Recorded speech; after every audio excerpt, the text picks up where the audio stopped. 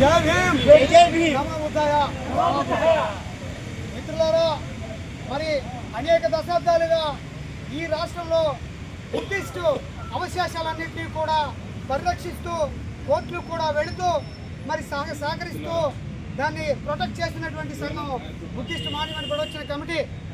ఆ కమిటీ పిలుపు మేరకు ఈరోజు వివిధ సంఘాలుగా ఉన్న మేమంతా కూడా ప్రతినిధులుగా వచ్చి ఈ ప్రభుత్వాన్ని హెచ్చరిస్తున్నాం. ప్రపంచ శాంతికి బౌద్ధమే శాంతి అని చెప్పడం జరిగింది. ఈ నినాదం మనది కాదు, ప్రపంచ దేశాలది.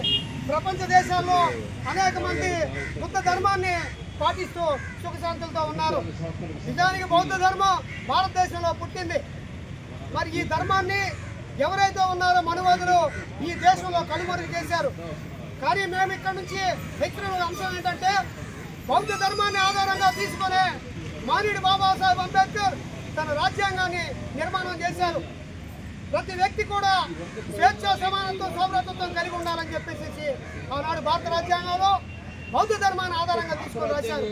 మేము కూడా అంబేద్కర్వాదులుగా, ప్రజాస్వామ్యవాదులుగా ఈ దేశాన్ని రక్షించడం, ఈ దేశాన్ని శాంతిగా ఉంచడంలో కూడా భాగస్వాములుగా భావిస్తూ మరి ఏవైతే బుద్ధిస్టు అవశేషాలు ఏవైతే ఉన్నాయో, బుద్ధిస్ట్ కట్టడాలు ఏవైతే ఉన్నాయో వాటన్నింటినీ కూడా ప్రభుత్వం దుర్బుద్ధితో చేస్తే, గత ప్రభుత్వానికి ఏదైతే బుద్ధి చెప్పామో మరో ప్రభుత్వం కానీ ఈ ప్రభుత్వం కానీ అలా చేస్తే అదే బుద్ధి చెప్తామని ఈ సంఘం నుంచి మేము హెచ్చరిక జారీ చేస్తున్నాం.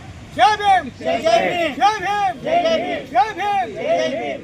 పరిరక్షించుకుందాం బౌద్ధ క్షేత్రాలను. పరిరక్షించుకుందాం. పరిరక్షించుకుందాం బౌద్ధ క్షేత్రాలను. పరిరక్షించుకుందాం.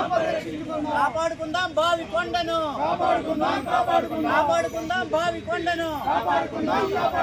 వర్ధిల్లాలి బౌద్ధ దళిత సంఘాల ఐక్యత. వర్ధిల్లాలి బౌద్ధ దళిత ప్రజా పౌర సంఘాల ఐక్యత.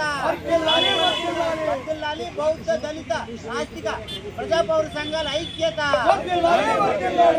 జై భీమ్. ప్రపంచ శాంతికి, ప్రపంచ శాంతికి, ప్రపంచ శాంతికి. జై భీమ్.